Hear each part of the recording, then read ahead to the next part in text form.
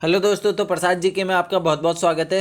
तो आज हम देखेंगे दोस्तों कुछ प्रीवियस ईयर प्रश्न। अब देखो, आपने सुना होगा सदाबहार गीत के बारे में, ठीक है ना। तो वैसे ही होते हैं आपके सदाबहार कुछ प्रश्न भी, ठीक है, जो आपके हर परीक्षाओं में पूछे जाते हैं। जैसे आपके यूके ट्रिपल एससी हो गया, एसएससी हो गया, स्टेट पीसीएस हो गया, ठीक है ना। चलो देखते हैं। तो पहला प्रश्न देखते हैं, भारत के संविधान की किस अनुसूची के तहत आधिकारिक भाषाओं को सूची मिली है। तो इसमें जो आपका सही आंसर होगा तो वह होगा आपका ऑप्शन नंबर 4, 8वीं अनुसूची के तहत। तो आप सभी को पता है 8वीं अनुसूची में क्या है, भारत की 22 भाषाओं का उल्लेख है, ठीक है ना। अब बात है ये अनुसूची की, तो आप सभी को पता है 12 अनुसूची है, ठीक है ना, 12 अनुसूची। तो चलो इंपॉर्टेंट देख लेते हैं। जो पहली अनुसूची है, देखो इंपॉर्टेंट क्या, सभी देख लेते हैं 12 की 12, ठीक है। तो देखो प्रथम अनुसूची में क्या बोला गया था पता है, जो भारतीय संघ है और उस संघ के जो घटक राज्य और संघीय क्षेत्रों का उल्लेख हमें मिलता है, ठीक है ना। अब देखो दूसरी अनुसूची में आप सभी को पता है क्या है, वेतन और पेंशन है, वेतन और पेंशन, ठीक है ना, वेतन और पेंशन है। और तीसरी अनुसूची में क्या है भैया, तीसरी अनुसूची में जब कोई किसी पद पे आता है और पद ग्रहण करने के बाद आपकी क्या ली जाती है, शपथ ली जाती है, तो इसके बारे में उल्लेख है, ठीक है ना, शपथ के बारे में उल्लेख है।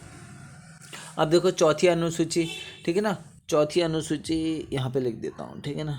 चौथी अनुसूची में आपका लिखा गया है कि जो विभिन्न राज्य हैं, मतलब राज्यसभा का जो प्रतिनिधित्व का विवरण है, ठीक है ना। इतना ऐसे ही आप समझ जाइए, जैसे राज्य और संघीय क्षेत्र होते हैं ना, उनकी जो राज्यसभाओं का प्रतिनिधित्व का विवरण है, ठीक है। चलो 5वीं अनुसूची देखते हैं, फटाफट देख लेते हैं। 5वीं अनुसूची में SC ST, रुको इसको थोड़ा सा साफ कर दूं, लो कलर चेंज कर देता हूँ ग्रीन में। 5वीं अनुसूची में लिखा है आपका SC और ST के बारे में जितना भी आपका प्रशासन और नियंत्रण के बारे में उल्लेख है आपका, ठीक है। छठी अनुसूची अभी न्यूज़ में रही थी भैया, छठी अनुसूची, ठीक है ना। अब अगर आप करंट अफेयर फॉलो करते हैं या न्यूज़ प्रॉपर देखते हैं तो आप सभी को पता होगा ये छठी अनुसूची क्यों न्यूज़ पे रही थी, ठीक है ना। आप मुझे कमेंट बॉक्स में बता सकते हैं, मैं बता दूंगा कि लद्दाख लद्दाख से रिलेटेड है, लद्दाख ने कुछ बोला था, ठीक है ना, छठी अनुसूची के बारे में। तो आप इससे मुझे बता सकते हैं, वरना कोई दिक्कत नहीं है, ठीक है। चलो छठी अनुसूची में है, देखो असम, मेघालय, मिजोरम। असम छठी अनुसूची में आपके असम, मेघालय, मिजोरम, ठीक है ना। ये जो आपके 3 स्टेट हैं, इनके बारे में, इनका जो क्षेत्र है, जनजातियों का जो क्षेत्र है, उसके प्रशासन के बारे में उल्लेख है, ठीक है ना। मतलब एक अलग से प्रावधान बनाया गया है असम, मेघालय और मिजोरम के बारे में, ठीक है। अब देखो 7वीं अनुसूची आती है। 7वीं अनुसूची में हमारा है, आपको पता होगा, संघ सूची, राज्य सूची, संवर्ती सूची, इन्हीं का उल्लेख है, ठीक है ना। संघ सूची, राज्य सूची और संवर्ती सूची का उल्लेख इसमें दिया गया है। 9वीं अनुसूची, ठीक है ना, 9वीं अनुसूची यहाँ पे लिख दे रहा हूँ।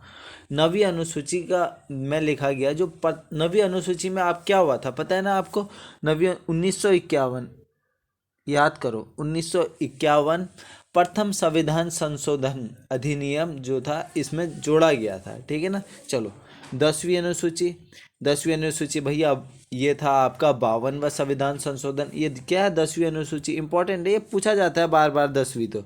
दल बदल, ठीक है ना, दल बदल का उल्लेख है इसमें, ठीक है, दल बदल, ठीक है ना, दल बदल। वैसे पूरा घिच पिच हो गया है, एक रंग बिरंगे कलर हो गए हैं, लेकिन कोई बात नहीं, आप समझ जाना, ठीक है ना।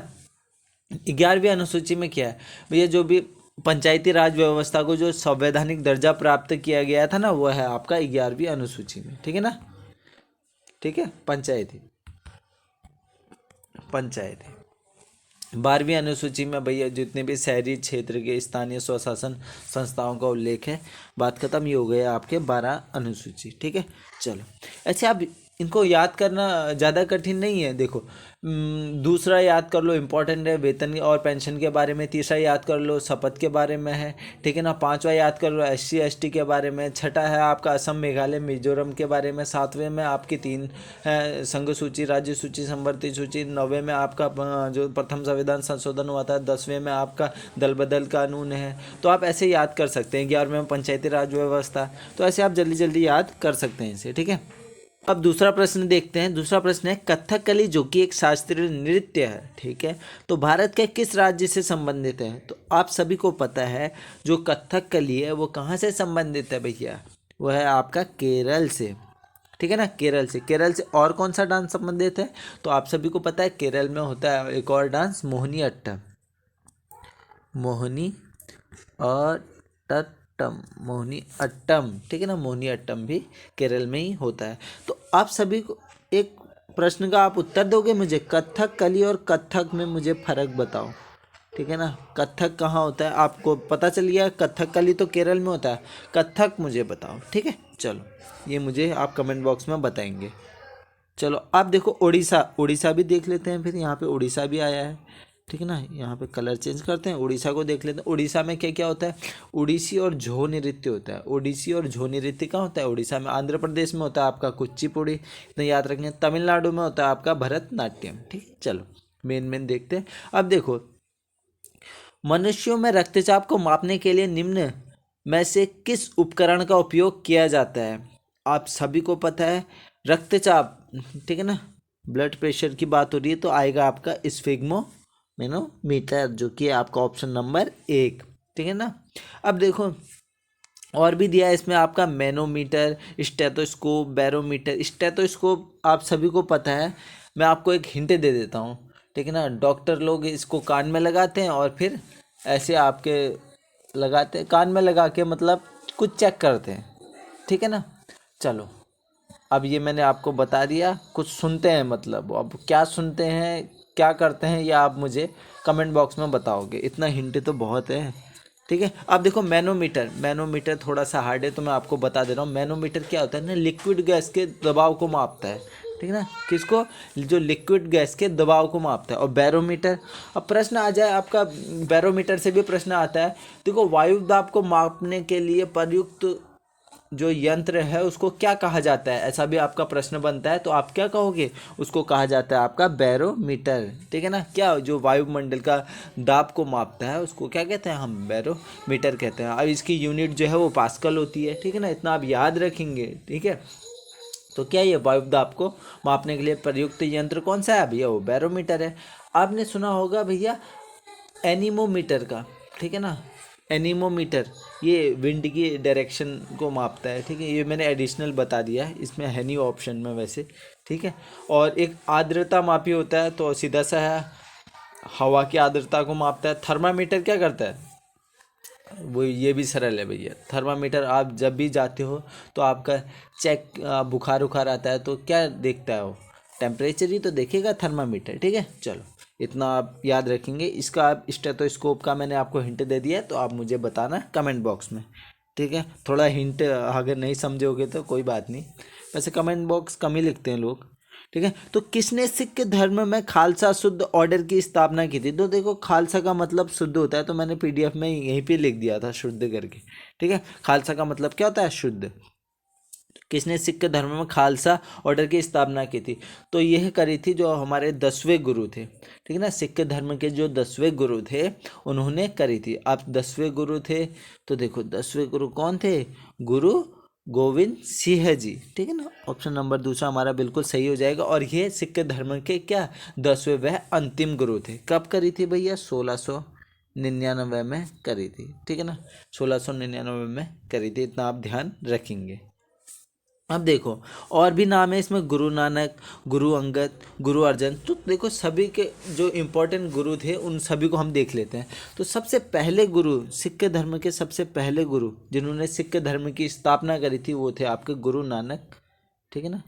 गुरु यहाँ पे लिखा है देखो, गुरु नानक देव जी, ठीक है ना। इन्होंने ही करी थी आपके क्या सिख धर्म की स्थापना। और जो दूसरे गुरु थे ये तो आपके पहले थे, ठीक है ना, ये पहले हो गए। और जो दूसरे थे वो थे गुरु अंगद, यहाँ पे लिखा है देखो, ये हैं आपके दूसरे। अब इन्होंने देखो एक लिपि है गुरुमुखी लिपि, ठीक है ना, आप सभी को पता है गुरुमुखी लिपि है, ठीक है ना। तो उसी के जनक कौन है? गुरु अंगद, ठीक है ना। तो इतना आप याद रखेंगे। अब डायरेक्ट चलते हैं हम चौथे गुरु के पास, ठीक है ना। चौथे गुरु थे हमारे आपके जो है गुरु रामदास। इन्होंने ही अमृतसर की स्थापना करी थी, गुरु रामदास, ठीक है ना, गुरु रामदास। इन्होंने ही अमृतसर की स्थापना करी थी।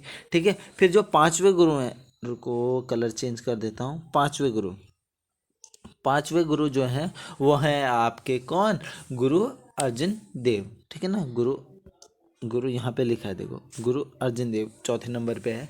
ठीक है ना, गुरु अर्जन देव। ठीक है ना, ये पांचवें गुरु हैं आपके। और इन्होंने ही जो है स्वर्ण मंदिर, आप सभी को पता है वर्ल्ड फेमस है स्वर्ण मंदिर।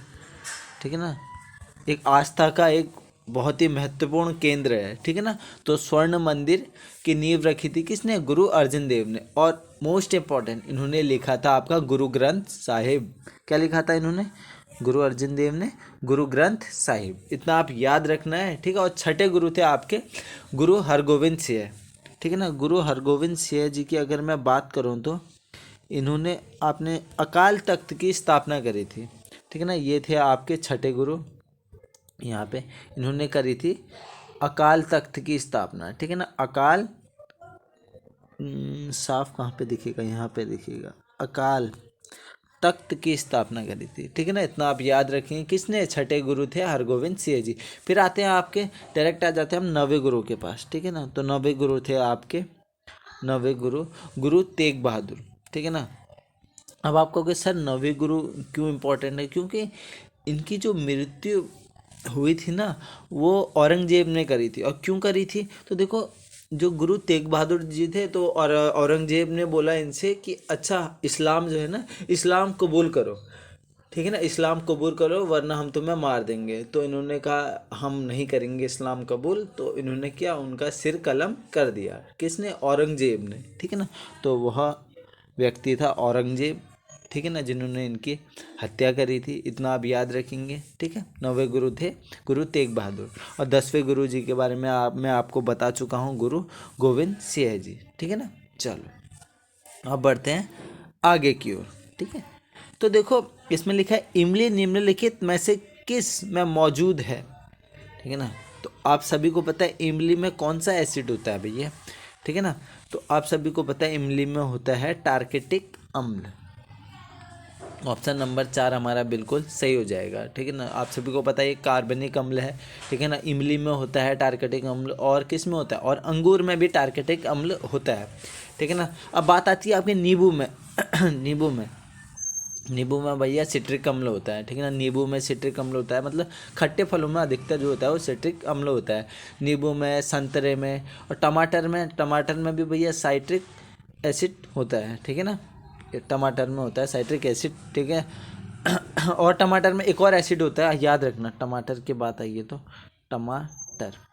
ठीक है ना, अगर साइट्रिक एसिड या मौलिक एसिड, ये ऐसे लिखते हैं मौलिक एसिड, अगर ये आ जाए तो ये भी किस में, टमाटर में मिलता है। ठीक है ना, और सिरका आपसे बहुत पूछा जाता है। चलो सिरका बताता हूँ मैं आपको। सिरका, तो सिरके में होता है आपका एसिटिक अम्ल। क्या होता है सिरके में, सिरका। ठीक है ना, इसमें होता है आपका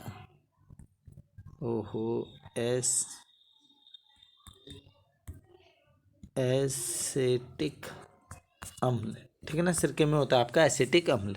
ठीक है, इतना आप याद रखेंगे। अब देखो मैं ये आपको घर से देने वाला था यह प्रश्न। ठीक है ना, पर मैंने सोचा कोई बात नहीं, इसको मैं करा देता हूँ आपके लिए। मैंने एक अलग से एक प्रश्न ढूंढा है, अगर आप उसे बता सकते हैं तो। ठीक है ना, चलो इसको मैं ही करा देता हूँ। भारतीय संविधान की मूल प्रति को किसने लिखा था, मूल प्रति के बारे में बात हो रही है, तो वो लिखा था आपका प्रेम बिहारी रायजादा जी ने। ठीक है ना, तो इतना आप याद रखेंगे। ठीक है ना, और इसमें एक और नाम है राजा गोपालाचारी। तो इसमें आप सभी को पता है प्रथम भारतीय गवर्नर जनरल कौन थे, राजा गोपालाचारी। भीमराव अंबेडकर जी तो आपको पता ही है ड्राफ्टिंग कमेटी के अध्यक्ष थे। ठीक है, और सरदार वल्लभ भाई बिस्मार्क ऑफ इंडिया कहा जाता है, इन्हें लौह पुरुष कहा जाता है। ठीक है, तो आप मुझे इस प्रश्न का आंसर देंगे कमेंट बॉक्स में। ये प्रश्न मैं आपको नहीं बताऊंगा। ठीक है, इस प्रश्न का आप मुझे देंगे कमेंट बॉक्स में आंसर देंगे। यहीं पे वीडियो को समाप्त करते हैं, क्योंकि क्या होता है ना, मैंने लगभग इस पीडीएफ में रखे थे 50 प्रश्न रखे थे। ठीक है, मैं कहीं मेहमानी में गया हूँ तो मैंने कहा 50 प्रश्न ले जाता हूँ, वहीं करा दूंगा। तो फिर मैंने सोचा यार 50 प्रश्न अगर मैं करा दूँ तो वो वीडियो हो जाएगी आपकी बहुत लंबी। तो फिर मैंने कहा तोड़ तोड़ के कराऊँगा। ठीक है। जैसे 10 पहले 5 प्रश्न, अगर इसमें अच्छा मेरे को फीडबैक मिलता है तो मैं आगे कराऊंगा। क्योंकि क्या होता है ना, तुम्हें लगता नहीं है, जब तुम मेहनत करते हो, पढ़ाते हो और उसके बाद भी कोई देखता नहीं है तो फिर तो थोड़ा लगता है यार ज़्यादा लंबी बनाने से कोई फ़ायदा नहीं है, कोई देख नहीं रहा है। तो इससे अच्छा है तुम छोटी छोटी वीडियो बनाओ, ठीक है ना। क्योंकि ज़्यादा लंबी बन जाती है ना, आप मेरे व्यूज़ देखेंगे तो आपको लगेगा कि हाँ मैंने 1.5 घंटे पढ़ा रखा है इसमें, 1.5 घंटे 2-2 घंटे की क्लास ली, लेकिन उसमें व्यूज़ देखोगे तो 40-50 40-50, ठीक है। और जो 30 मिनट की बनाई है उसमें है आपके व्यूज़ मेरे 4,000, ठीक है ना, 5,000। तो ऐसा ये फ़र्क आ जाता है, इसलिए मैं ज़्यादा लंबा जो है वो नहीं पढ़ा रहा हूँ अभी। अगर आप कहेंगे तो मैं आपको एक साथ में आपको 2 ढाई 3 घंटा पढ़ा दूँगा, ठीक है। और वो भी लाइव आके पढ़ा दूँगा, पर लाइव जितना अभी हो नहीं रखे बच्चे, ठीक है ना। चलो कोई बात नहीं, अब चलो यहीं पे वीडियो समाप्त करते हैं। अगर वीडियो अच्छी लगे तो इसको आप लाइक कर सकते हैं, कमेंट कर सकते हैं, आप स्वतंत्र हैं, आपकी इच्छा है। चलो धन्यवाद।